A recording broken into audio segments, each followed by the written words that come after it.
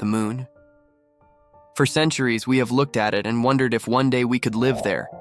But what if I told you that the key to lunar colonization is already there, waiting to be discovered?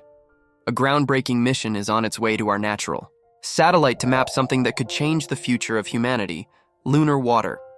The Lunar Trailblazer Project, a probe developed by researchers from the United Kingdom and the United States, is set to launch this week aboard a SpaceX Falcon 9 rocket.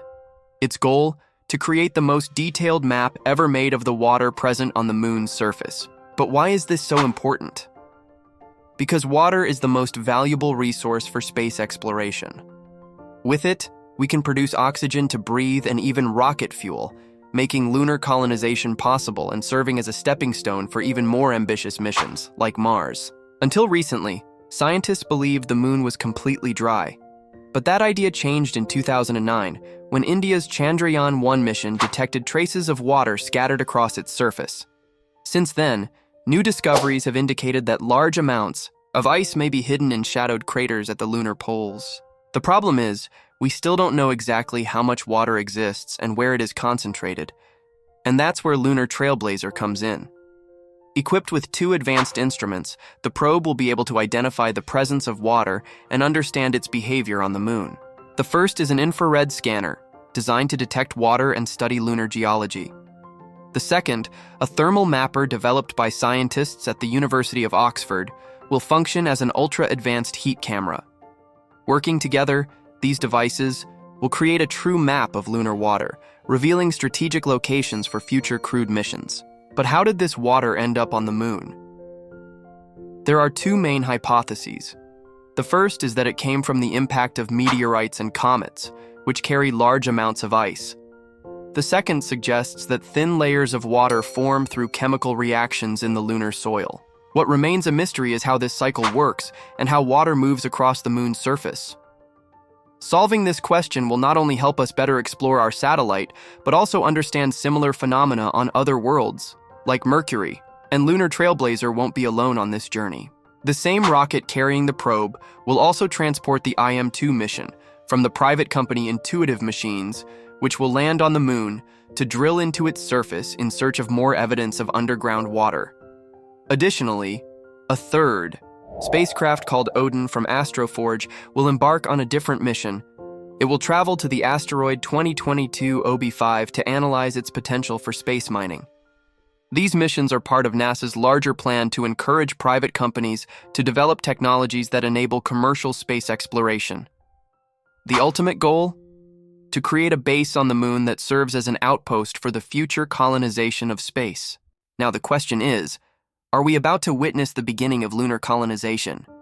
If Lunar Trailblazer confirms the existence of large water deposits, it could accelerate ambitious plans, from lunar bases to space mining and crewed missions to Mars.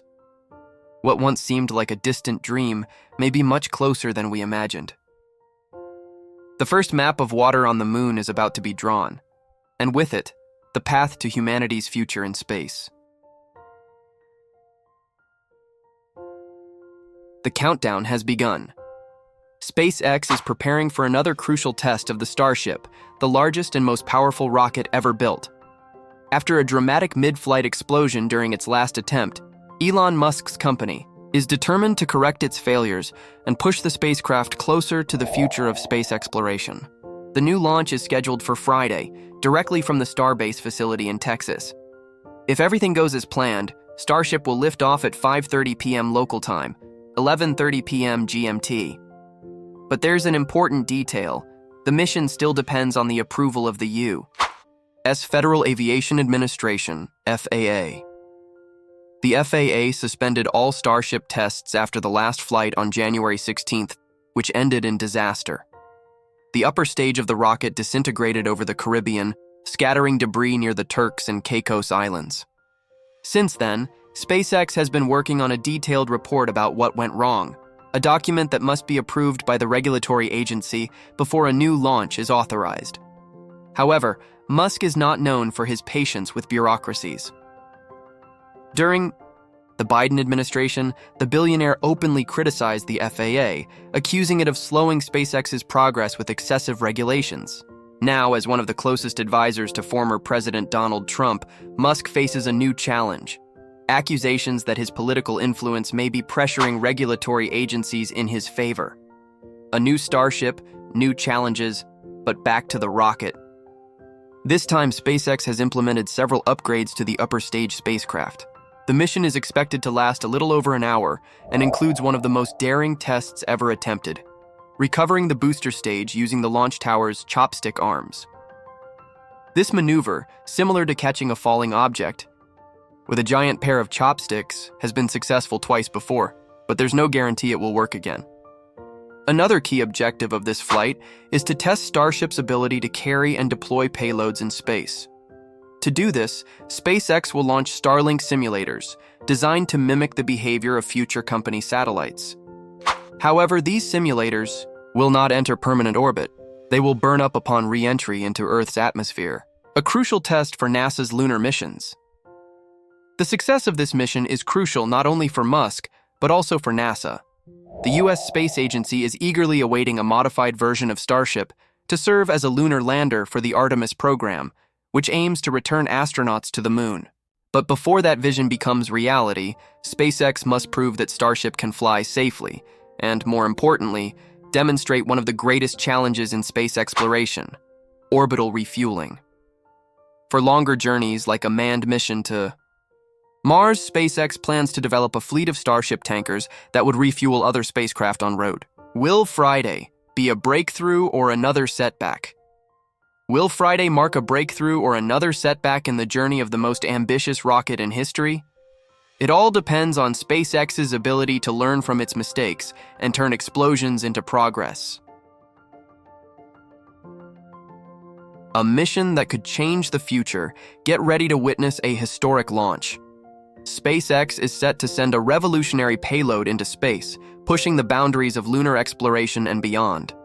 The Falcon 9 rocket, carrying 3 groundbreaking scientific payloads, is scheduled to lift off from the Kennedy Space Center on Wednesday, February 26th at 7:17 p.m. Eastern Time. With a 95% chance of favorable launch conditions, the world's attention will be locked onto this extraordinary mission. On board are 3 critical payloads that could shape the future of space exploration. First is Athena, a lunar lander developed by Intuitive Machines for NASA's CLPS program. This high-tech spacecraft is equipped with a drill and a mass spectrometer designed to search for essential chemical elements such as water, carbon, and phosphorus. If successful, this mission could pave the way for future inhabited lunar bases. The third and most ambitious project on board is Odin, developed by Astroforge, a startup with an audacious goal: testing the viability of asteroid mining. This small space explorer will use lunar gravity as a slingshot to reach asteroid 2022 OB5, a celestial body that could be rich in valuable metals.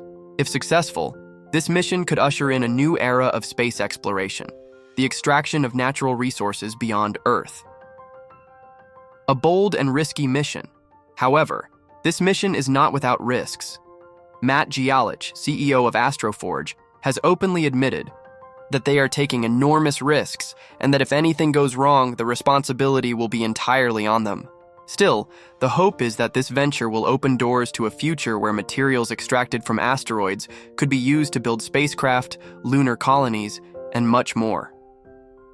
Now, imagine yourself decades into the future, sitting in your home on a lunar base, looking at a watch made of platinum extracted from an asteroid. It may sound like science fiction, but launches like this are bringing that vision closer to reality. Stay tuned to witness history unfold before your eyes.